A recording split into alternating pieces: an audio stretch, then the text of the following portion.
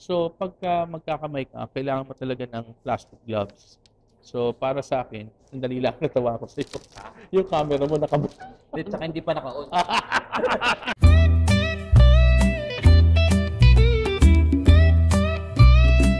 Pude pa, puede pa. Hi guys! Nakain tayo ng hipon ngayon. One hand. Pwede yan. Tara! Oh.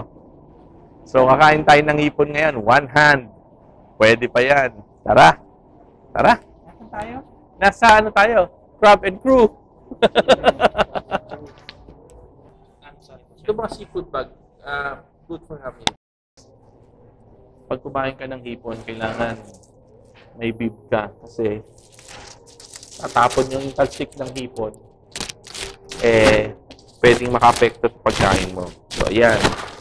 So, yan. Pag nandito na mamaya yung hipon, okay, babalatan ko na yon ng isang kamay. Sa aking physical condition, isang kamay lang talaga ang pwede kong gamitin para magbalat ng hipon at magbukas ng crabs.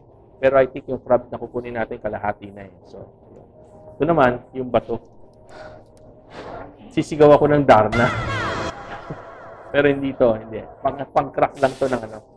Pang-crack lang ito ng mga crabs. Okay? Okay? So, wala si Darna dito. Okay. Ito yung gloves, plastic gloves. Ginagamit mo to pag nagkakamay ka. Lalo na pag kumakain ka ng seafoods. So, para sa akin, ito yung paraan ko na sinusuot dahil normally dapat dalawang kamay ito sinusuot. So, ang ginagawa ko, inihiga ko talaga ng ganyan yan. Minsan yan, inihipan ko pa para tumaba ng konti para maipasok ko yung kamay ko. Okay, yan. Pag nandiyan, siyempre mahirap pa din, di ba? So, ang gagawin ko niya, kakagating ko. Ganyan, hanggang mag-fit siya. Tapos pwede na, di ba? Pwede na, ready na kumain. Alright. So, yan. Paano ko ngayon kakainin yan? Okay, so kukuha ko ng hipon. So, yung gagawin natin ngayon is paano kumain ng isang kamay na magbabalat ng hipon. So, ito yun. Kukuha ko ng hipon.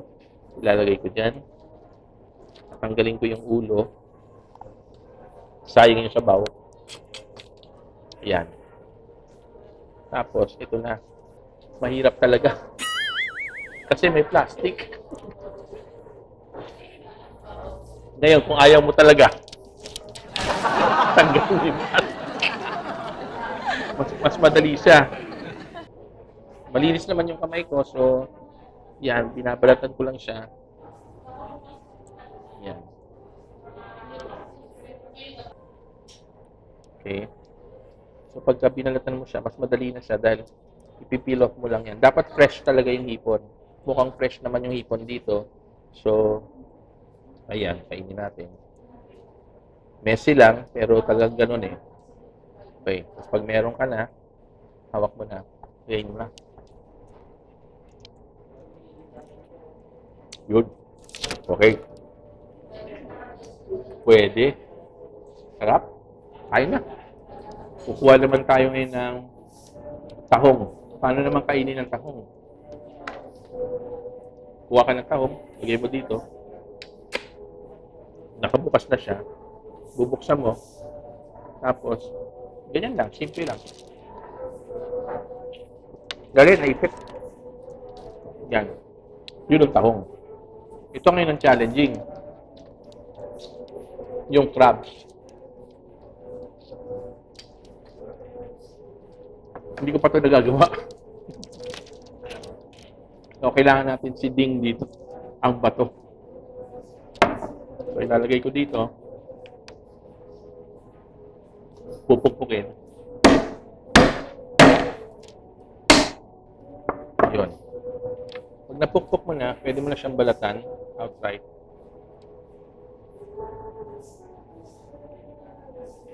Tandaan nyo isang kamay lang to. So, hindi to ganun kadali. So, ayun. Kapag nailabas mo na siya, ito na yung sarap. Okay? Kain na. Crabs. Okay. Okay. Pwede ba? Pwede pa. Pwede. pude pa, puede pa. Before anything else, for more Pwede Pa content, please like and share our page. Pwede pa. Pwede pa yan.